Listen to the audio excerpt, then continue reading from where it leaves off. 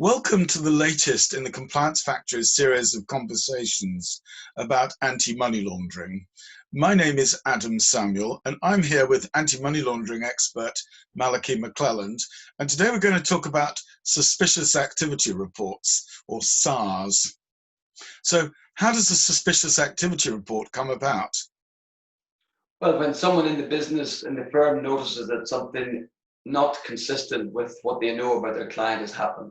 It could be around the transaction itself, that maybe it's too big or it's just not consistent with what they would have expected to see, or some activity on the part of the client. It mightn't be to do with a transaction. It might be the client is operating business in a country that wouldn't fit in with his profile. So these reports, they're made internally to whom? Well, the person who identifies a suspicion or raises a suspicion will report that to probably the MLRO or the financial crime unit, whatever the procedure is within the firm. So the money laundering reporting officer gets this report and does what? The money laundering reporting officer will then investigate it as well and make a decision as to whether or not he or she feels it is suspicious. And if it is, then they'll make the decision to report to the National Crime Agency. And what suspicions have there to be? Is it suspicions of money laundering or terrorist finance or what? Well, yes, money laundering, terrorist finance, or any other financial crime such as fraud on the account or tax evasion, for example. So the report goes into the NCA, and what does the NCA do with it? Well, the NCA will then investigate as well and decide whether or not a crime has been committed and whether or not to prosecute. If they feel that there's no crime has been committed, they will, and that there's no issue, they will let the firm know. And what happens if the NCA remains silent? Well, the firm will wait for 7 days from the day after they've issued the report, from the business day after they've issued the report, and if they've heard nothing back from the NCA, they will carry on with the business. If they haven't, within that time, they must do nothing on the account. They can't continue with the transaction. And the NCA could actually tell them to stop for how long afterwards?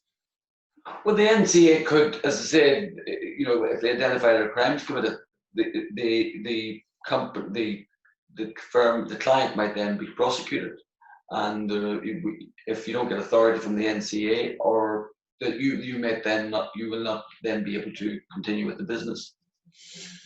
If you halt doing a transaction for what is essentially a week and a half, while you wait for the NCA to get back to you, are you at legal risk from the client suing you, saying, why haven't you completed my transaction? No, because you have a requirement. You're required under law to conduct your business in this way. So if there is a suspicion of financial crime or terrorist financing or other crime, you're required by law to behave in this way and to report to the NCA, and not to allow the client to know in that time. Otherwise, you commit the crime of tipping off. Yes, once you put the report in, you have to stay absolutely quiet with the client. Of course, gives rise to even more suspicions. Well, that's right.